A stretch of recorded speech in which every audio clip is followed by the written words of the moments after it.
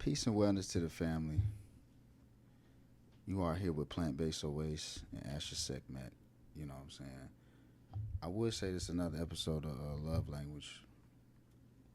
Yeah, it's another episode of Love Language, pretty much. Yeah. So, we've been busy behind the scenes with pop up shops, product development, um, poly talk. You know what I'm saying? Just developing structures. Go get Ash's ebook on her website. Let's talk about it. Mahi Sister Wife. Give me the title. Mahi Sister Wife Tribe. Yeah. On ashasegment.com. Yeah, go get that because it's breaking down a lot of things. It's breaking down a lot of things dealing with the family the black family structure, getting back to our indigenous culture. You know what I'm saying? So before we get into, well, we're here to talk about spiritual warfare, but before we do, I did want you to talk a little bit about your book, though, just a little bit. Oh, okay. Yeah, just to talk. You know what I'm saying? Let them know brief breakdown of what they're gonna get from it. Okay, got it. So the Mahi Sister Wife Tribe is a community school education that's provided for Black American women learning how to be sister wives, sharing Black men as husbands, and practicing polygyny as a family structure. And that's really what it's about. It's a real family structure. It's an indigenous way of life, and you have to go through proper education to be able to have a successful Black polygynous family structure. There it is. The solution. The solutions for us are right here. We are gonna continue to do the work, and we're gonna continue to fight on a spiritual level because the war is on, y'all. Like, I feel like spiritual warfare is anything distracting you from finding out the true signs of your own soul, anything that's keeping you away from purpose. Some of us are not fortunate enough to even feel like we have purpose right now. And if you do not, even if you do feel like that, this episode is for you. This is for you. If you feel like you are looking for purpose, haven't found your purpose, and want purpose, believe me, if you tuned in, you've already found it. It's already here for you. It's already done. So being distracted from getting to know yourself is spiritual warfare because we have all this static and all these things around it that's keeping us away from knowing who we truly are to the core of us. I talk about in my book, A Step by Step Guide to Improving Self Discipline, how exercising your gifts leads you to your purpose. Doing what brings you internal happiness brings you into your purpose. But first, we must discover what brings us eternal happiness. What is our gifts? What is it that we can do to service humanity, to uplift our community? And the spiritual warfare is getting more and more deadly and diabolic because they're putting out more and more tactics on how to keep you away from knowing the science of self. Going inside, not looking outside of yourself. They got you looking outside of yourself, which is causing the warfare. Not being able to control how you react, not being able to control your depression, not being able to get a hold of your anxiety, living in the past, nostalgic thoughts, can't get out of emotional traumas. All these things can lead to a serious spiritual attack, and you might not even be conscious of it. So, my wife talks a lot about dysfunction within the black family because we are practicing dysfunctional poly, and therefore is crippling our relationships with building community and family. So to be totally honest from a man's point of view, if I have to be real, and I'm sure that a lot of black men can relate to this. The warfare, and I'm gonna go into this because it's gonna lead into a lot of what my wife be talking about because we be aligned so much. So men filling voids with women.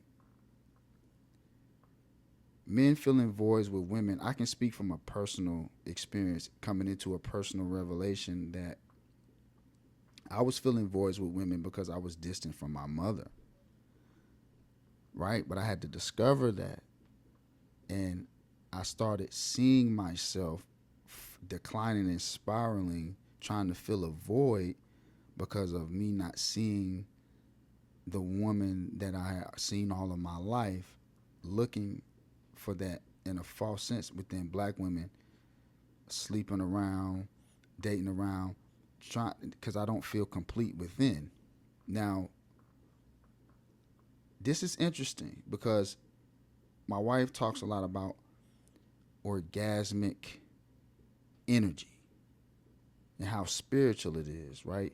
So as a man, we are jumping from woman to woman, filling voids because within, and I'm thinking about sexual immortality. The sexual immortality? Because the deeper spiritual meaning behind us doing that is we feel closest to God during orgasm, even though it's a juvenile level. So black men, we feeling closer to God during orgasm, but not even understanding that we're not even having adult sex. We're having juvenile level sex, trying to get closer to God unknowingly by filling voids through women because of mommy issues, not understanding ourselves, falling to the distractions of the spiritual attack, of the warfare that's going on, keeping us away from knowing ourselves, saying, well, let me just lay up or let me just, you know what I'm saying, touch on something, hump on something to keep my mind off the fact that I don't even know who I am, nor do I have any purpose, and nor am I looking for such. So in the meanwhile, I'm just going to distract myself, but at the same time, looking for a sense of instant gratification through orgasmic energy on a juvenile level, so I don't feel complete afterwards anyway. I'm just trying to fill a void that's never going to be fulfilled because I'm not fulfilled and not dealing with the real rooted problem and issue. So orgasmic energy. Let's talk on that a little bit because I feel like that is like, do you feel what I'm saying about when I'm coming from a sense of a man like seeking that? Yeah, you said that perfectly. Like, I'm just amazed because I think I haven't heard you say it like that before this. The way it just flowed through you felt very authentic. Yeah, it's real. It's Um, but I just, the yeah. only 2 cent I would add is just that black men have the most potent masculine energy on the planet. So you all should have been taught as young black males the power of your penis. Mm. That you can change a woman reality, you know, with your sacred penis, your sacred phallus. It's so powerful. This is the part of the spiritual warfare that we're talking about. The attack on masculinity. So I just want to talk about that because you are so valuable. Black man, the black man is God. That is the Jesus, that is the Messiah. So it's important to see that within. And going within. So also the giving away your energy. Everybody's not deserving of your energy. And when you're doing that, you're giving away, you're putting out this energy, this sacred energy, draining yourself of your most godly power. This is why they put out the porn sites and the things on social media, the hyper sexual activity to keep you distracted, drained, dry, and not realistically understanding how to even have real sacred spiritual sexual experiences, because you're drowning in a distraction of lustful just confusion. Mm-hmm. Now, it's hard to get out of that spiritual war if you're not understanding on your if first of all, you're not even aware that you're being attacked. Second, you don't even understand like you're even fighting in a war.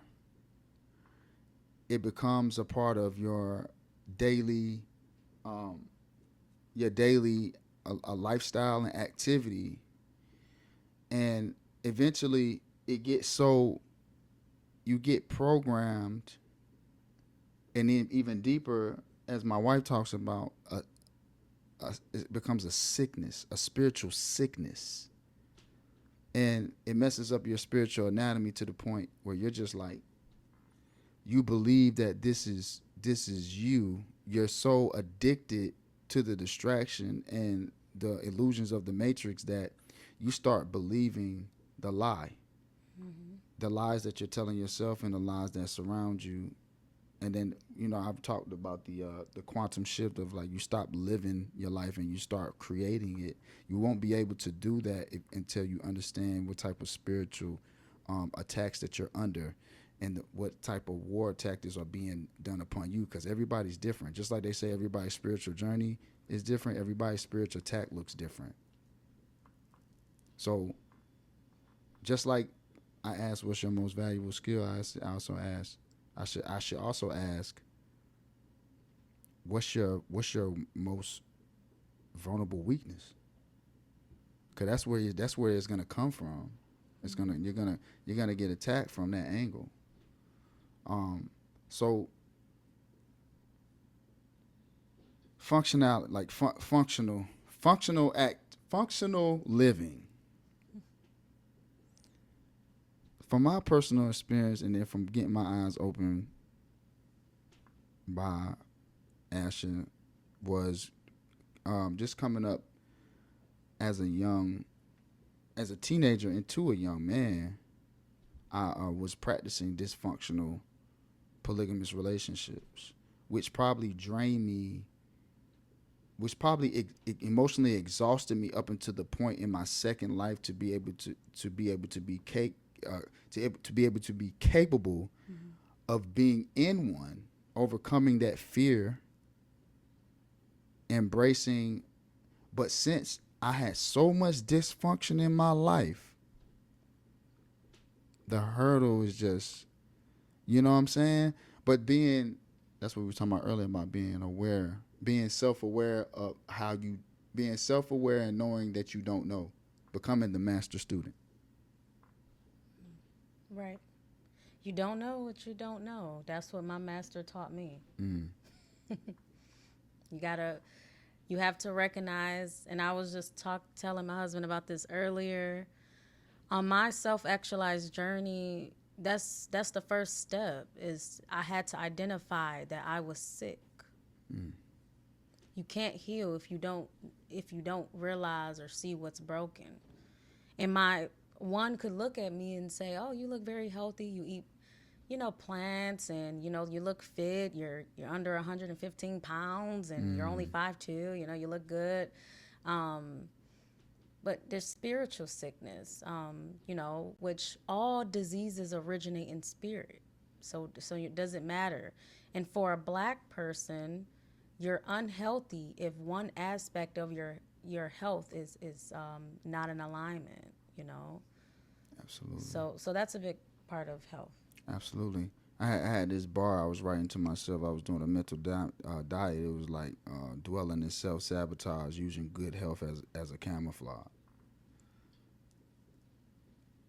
Yep. Are you self-proclaimed oracles out there, alchemists, herbalists, wellness coaches, teachers, yoga teachers, and all that? Listen, we need healing too. Don't hide and mask behind the work you do and really not be doing the work. still be doing the work, going deep within, finding those places, those emotional, traumatic places. So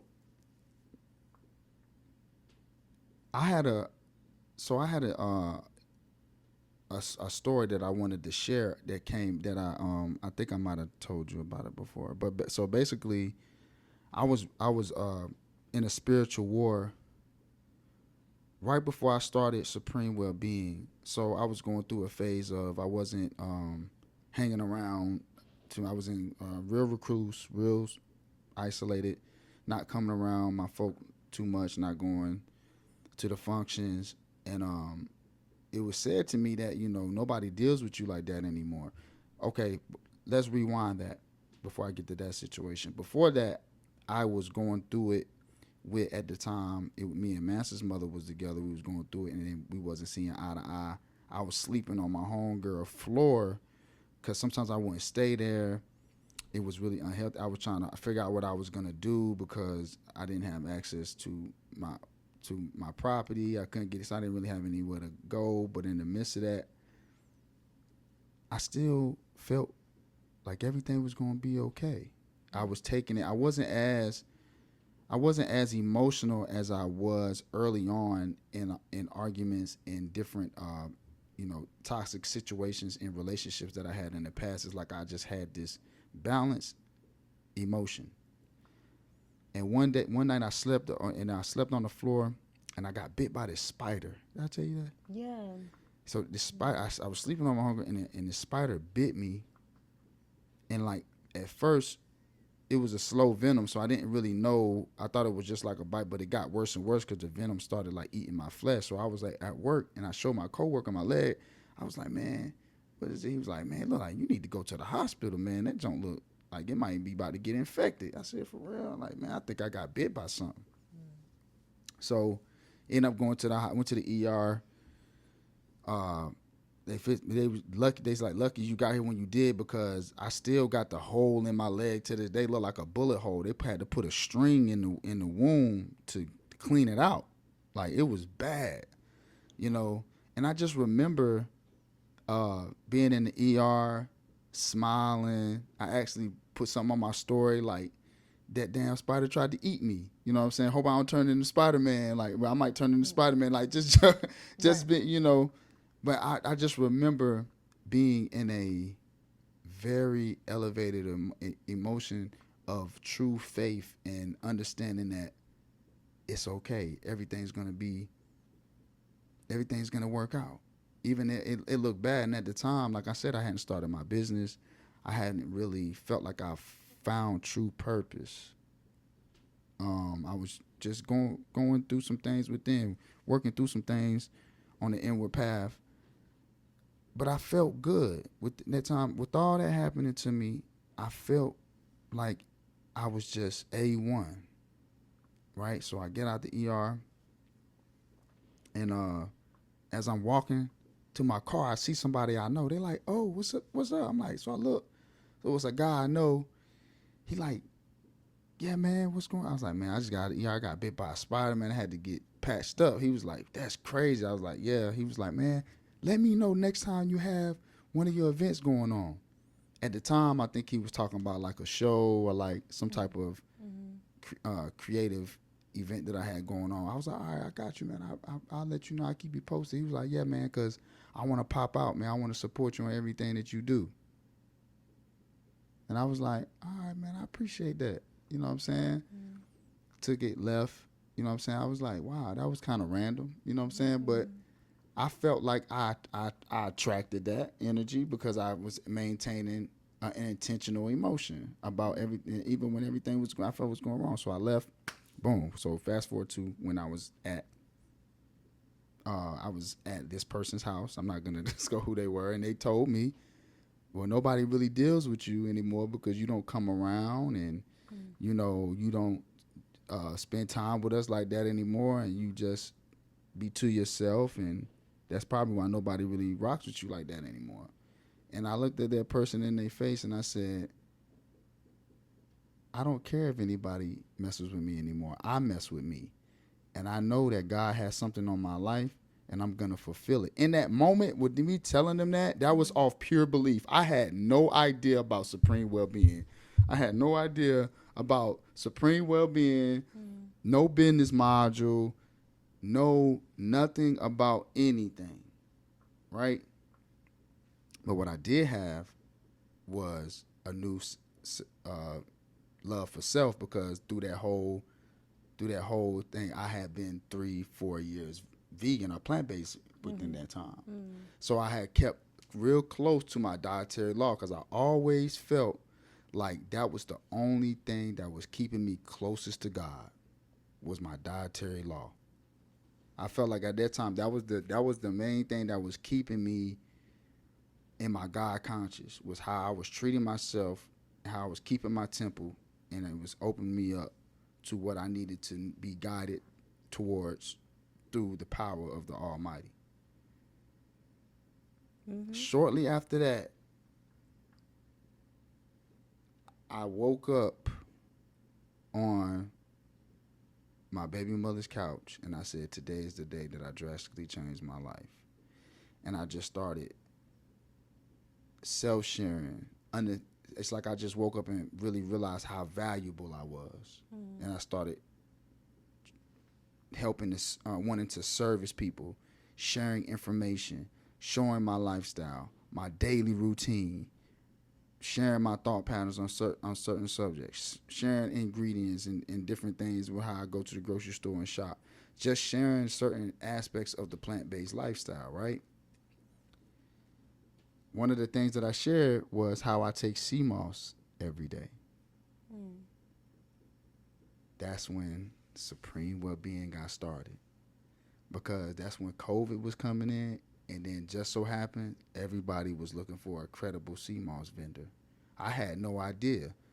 I was just really just sharing my lifestyle. I had no idea that people were going to be looking for a credible sea moss vendor because of how good of an antiviral it is, and it just went crazy in 2020. You remember how much it was trending and stuff. So even though I was being spiritually attacked and I was in a spiritual war, I remained a disciple of discipline through what I felt like was getting me through. Held an intentional emotion when it was I felt like everything was going wrong for me. I felt like I really kind of, looking on the outside of standing back, I might have thought that I was spiraling, but I didn't feel like it though. I felt great. Yeah. I felt great. But within that moment, I really believed myself in that moment when I told that person that. I really truly believed that. In my heart. I didn't know how, I didn't know when, I didn't know what, I didn't know who. Yeah. But I knew what I felt. What Billy Connolly said, quantum entanglement. I felt like I really had a quantum entanglement, like I was hurt at the ends of the unit, like my, sound never stops. Everything we say is still floating out there.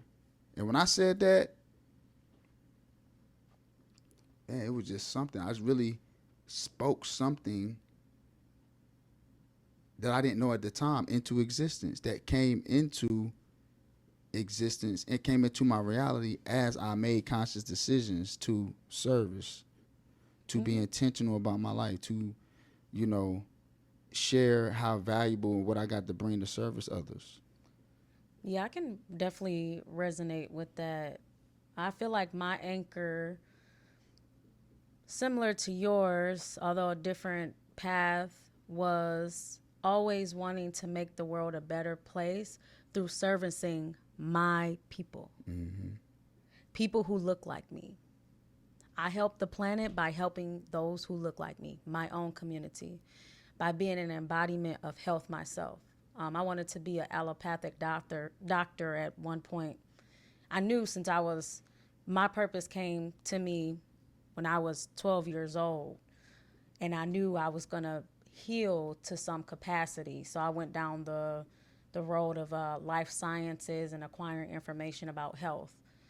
So when I moved off with my family, I understand what you mean. It definitely resonates, by embodying, the journey that you're about in health, and it can be lonely, and it can be very hurtful, because I feel like my journey had led me full circle to where I am today with spirituality, sexual mastery, divine feminine, embodying that, because the whole point of existence is to work through the opposite sex. So you're not spiritual if you don't do that. That's the whole point. If you don't validate the opposite sex to your journey, you're not spiritual. So I had to work through black men. Black men have always been my teachers, my leaders, my healers, and I always accredit them on my journey, because that is what that means, to find your divinity. Ascension is not an isolated phenomena. That was given to me by the creator, right? So my anchor was always to be a vessel of health. I wanted to heal my people, but I understood that I had to be an example of a healed person myself. So that's why my whole journey has been that. And there is an expiration date on that. I do not take the predisposition that healing is a lifetime journey. No, you know, at some point, the patient heals the condition. I just think that's an excuse people say to not actually face their demons. So that takes a part of the journey. So that's kind of what it was for me. Like when I left home, went to college, my spiritual journey really started, and I did use diet. I really started with as simple as water, because when I grew up in a home of people who didn't like water.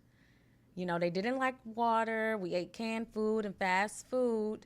And I'm like, hey, I just want to bond back with nature. I'm not doing this to be better than anybody. I just want to eat from the earth, so I can feel like I'm ingesting like God's gifts to the planet, right? Like the creator put these elementals on the planet. I want to be one with the elementals. So I want to drink the water, and I want to eat the food, so I can bond with planet Earth and be a true Earthling. That's that's what it was. So I started there, and again, it was just about making the world a better place. So You I started just off said a it. curse breaker. Right. Yeah. And no, and being the black sheep of the family, it is very hard, right? Especially like on the side of where I am as a black woman, right? Following the life path of being an indigenous woman, seeking to be a wife, seeking to be a sister wife, and uplifting the black man, and divine sisterhood, and practicing, sexual mastery with Tantra, all of that came with a lot of ridicule from my blood relatives, talking about me, and a lot of unpleasant interactions. So that journey can be very difficult. So I definitely understand what sisters can have difficulty detaching from their blood relatives, because obviously, because of the roots of slavery and feminism, black women are taught to put their careers and status in this fake machine world over investing in the black man. They're taught to do that. So by virtue of a black woman doing the complete opposite of what the program is, she is going to experience spiritual attacks, right? She has to really be strong in her spirit, in her heart, right? So your heart have to be so strong, right? My desire to make the world a better place, because I invest in black men, I invest in my community, and being an example of a black wife. It's so beautiful. I love you. Well, I love you too. That was beautiful. You know, you gotta. So there's a lot of people talking about wellness and throwing that word out there, and even throwing it in their business. But I'm finding that a lot a lot of people don't know exactly what wellness is. And the way that we're dealing with spiritual wellness tonight, some might even not still totally comprehend it when we say go within, or when my wife says the God within, and not looking outside of yourself for something to save you. You were equipped with everything that you needed to save yourself. The inner dialogue, the mental, your inner communication plays a lot with your with what kind of spiritual warfare you're going through. Is how what you're saying to yourself on a daily basis, how you're saying it, when you're saying it, how many times, and if your inner dialogue is not correct, then how do you expect you to even be able to communicate anything outside of you? How are you I, how are you going to be able to create your reality in a way to where you're creating an environment where you can come with spiritual solutions and hear yourself and silence the mind to be able to get the guidance and open up your intuition, like Joseph Murphy says in a book, The Subconscious Mind. Prayer is the call to God, and your intuition is how He telephones you back. But if your intuition is blocked because you're not having, your thought patterns are messed up, and you don't have an open heart, and you're not being genuine, you're lying to yourself, and you're looking for something outside of yourself to come. It doesn't work like that. You strengthen yourself in your subconscious mind, which is how you're going to get the downloads from the infinite source to even reprogram and recreate your reality anyway. So the spiritual wellness, health is dealing with your bodily function, and the wellness is dealing with the healing of your whole existence. When we're talking about spirituality, we are so far away from religion. Okay, that's why some of the stuff that we say to sometimes it goes over heads for some, because they're thinking in an indoctrinated type of way, like we're taken away from some type of entity when we say go within. But you cannot push a Porsche in the spirit. You can't drive a range outside of this flesh. It's all materialistic gain. That means absolutely nothing when we're talking about to the core of you, who you are, to the priceless assets of life. How much can you offer outside of what's on you, and what can you offer with what is going on within you? Can I make a point here too? That doesn't mean isolation. I just think that's very important in this day and time, because people think that means individualism, and it's the complete opposite. You have to get in a relationship with the opposite sex to find yourself within. You see, you talked about that whole existence of supreme well-being being birthed out of a relationship that you had with a black woman. That's how it actually works, right? And you have to look at it from a neurological perspective. So if you are just always by yourself, you're going to have a skewed perception of who you are, because you have nothing there in relation to you that is a polarity to it, to assess what you actually are, what is actually there, the dysfunctions, the triggers, right? The things that haven't been healed yet. So, how to find a God within, that's what you have to do. You have to do that. And you in solitude, there is healthy times of solitude. So I'm not saying, I know exactly what you're saying. solitude isn't healthy. It's just a healthy balance. But the test is when you working through the opposite sex. Yeah. The solitude is there. It's good. The isolation is good. I've had plenty of time in solitude, but the real test came when I had to face emotions and triggers that were brought up through when I was in a relationship. And that's what, and even in using it as a muse to fuel you forward to get your archetypes online, to be able to understand who you are and what you're truly capable of. Because I feel like that's one of the biggest things of the human experience, and the only way you can fully experience is through the opposite sex. Because you're not going to feel those type of emotions any type of way. It's kind of like fasting. Like you're not you only you can only get certain chemical, neurochemical and endochemical reactions in the body through fasting. It's the same thing with working through the opposite sex. You're not gonna get the same doses of oxytocin if you're not working through the opposite sex. But you're not gonna get the same serotonin producing in the body. Like biochemically, it's just not gonna happen the same as it will in. So I like that you said that. I love that. I love that.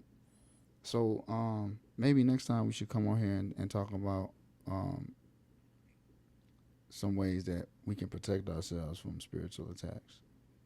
Yeah, definitely. Yeah. I do have a video that kind of goes over EMF protection and things like that. So those are things, practical things you can do. One other thing I wanted to mention, because the topic is on spiritual warfare. The last thing is just that the sickness that is plaguing humanity right now is the parasite of the mind. We want to be diverse in everything besides beliefs. The false belief system is what humans cling on to so near and dear, that is preventing you from living the life that is in alignment with who you actually are according to your DNA. So that's just important. I just wanted to make sure that was something to really, end with is, you have to, challenge your belief system, eliminate your false beliefs. It's the only way you're gonna really spiritually evolve. That's a fact because you're just holding on to rituals and traditions that have absolutely nothing to do with you, and it's ultimately going to take you off the track in alignment of what your true destiny is, which is aligned with your DNA, your genome. So it's like, you know, becoming spiritually open is a voyage. I can say too, the entrepreneur journey is a spiritual journey. Has been a very spiritual journey for me because all the new things I've discovered about myself Mm-hmm. and how I gained unwavering confidence through the experience of entrepreneurship to get to know myself and new levels of self love, and the more healing that I do within being a wellness coach, the better my business does. Mm-hmm. And it's getting even better now that I have my wife to be able to work through the opposite sex and also to learn and to be open and to grow in ways that I wouldn't be able to if I did not have such a spiritual inclined partner. Mm-hmm. So sometimes, you know, I feel like us men, we get real patriarchy. We can, and a lot of that comes from religion. Your woman stands behind you. Uh, she's beneath you. She's to be property and possessed. Um, she's to be covered. She's to be basically confined, imprisoned. You know, this could be keeping her and you away from the true you, the real you, the you that is not indoctrinated by things that really have nothing to do with your own soul. That's powerful. That's powerful. I just wanted to tie in, lastly, of course, because I always have to. This is the Creator's work. I'm just a vessel. The solution for Black Americans is to practice polygyny. That's what it is. That has to be the predominant family structure. The survival of your lineage as a Black American is dependent on that. Them to be able to successfully practice polygyny, so Black women sharing Black men in a functional family unit, uplifting the Black man. And it is the foundation of it is sisterhood. To want for your sister what you want for yourself. And that's why the Mahi Sister Wife Tribe ebook exists. So get the education. And again, that's www.ashasekmet.com. That's a fact. Go get that book. And fellas, keep in mind, get yourself ready and prepared to be worthy of having multiple wives. You know what I'm saying? Take some accountability. Learn how to cherish your woman. Be there for her. Listen to her. It's okay to have an emotional presence. It's okay to be a good leader, to prove as such. Don't come into wanting multiple women and you know you're not a strong leader and you haven't been sharpening your leadership skills and expect to deserve the highest quality women. That's not how it works. You have to ultimately become the women that you want. If you want a loyal woman, be loyal. If you want a committed woman, make a commitment to your commitments. If you want a submissive woman, you need to submit your will to the God within. That's just how it doesn't come with lustful intentions. Just because you want multiple women to sleep with to practice it dysfunctionally, you have to find a function within yourself. And then the solution for Black families and generational and self-sustainability and sufficiency is smooth. This is our destiny. This is the solution for us moving forward and what's going on in the world. Y'all see what's going on. It's what we said before we got on. We said we're going to leave y'all with this. A sign of genius is coming up with solutions for the future. I love that you say that. A lot of y'all, we know y'all cringe at some of the stuff that we say. We know it. But it'll come a time. It'll come a time.